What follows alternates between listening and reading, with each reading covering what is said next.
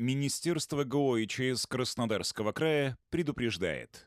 Звучание сирены — это предупредительный сигнал, который означает «внимание всем». Это может быть проверка системы оповещения или сообщение о реальной чрезвычайной ситуации. Соблюдайте спокойствие и внимательно прослушайте сообщение после сирены. В нем рекомендации к действиям. Сообщение будет транслироваться на телеканалах «Россия-1» или «Кубань-24» в эфире «Радио России» и «Первого радио Кубани».